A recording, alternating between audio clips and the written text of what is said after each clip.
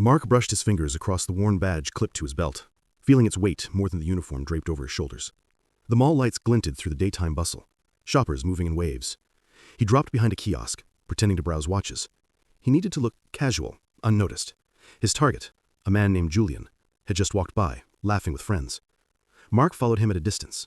This was the routine. A simple approach, a few coded words, then he'd radio the team. But today, his heart thudded with something more than adrenaline. Julian paused at a fountain, water glinting under the skylight. Mark stepped closer, cleared his throat. "Nice watch," he called out, pointing to Julian's wrist. Julian looked up, smiled.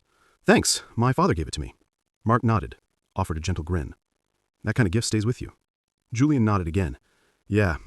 There was a beat, a charged hesitation. Mark felt a spark of connection, something unexpected, unplanned.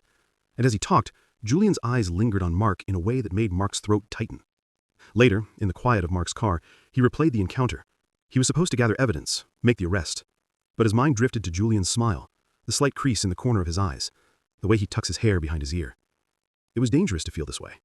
Dangerous to want more than the assignment permitted.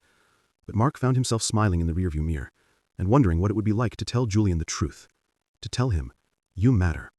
That night, Mark stood outside his apartment window, looking at the city lights.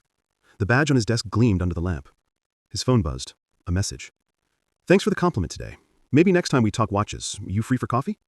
His breath caught. He stared at the text.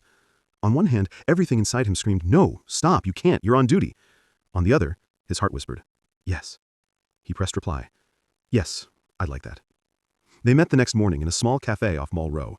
Julian in a soft blue shirt, Mark in plain clothes, no badge in sight. They traded stories about watches, fathers, hidden journeys. Julian spoke of a coming out he never had, a life half lived for years.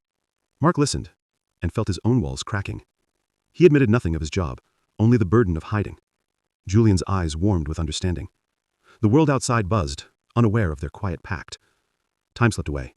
After coffee, they walked past the fountain again. Julian reached out and touched Mark's hand, softly, as though asking permission. Mark didn't pull away. The badge tucked away at home, the uniform unworn, the duty momentarily forgotten. They stood beside the flowing water and let the moment stretch. It wasn't perfect, it wasn't safe, but it was real. As they parted, Julian whispered, "See you soon." Mark watched him go, thumb caressing the watch on his wrist. He turned back to the mall, the badge still in his pocket, feeling lighter and heavier all at once. He wasn't sure what tomorrow would bring.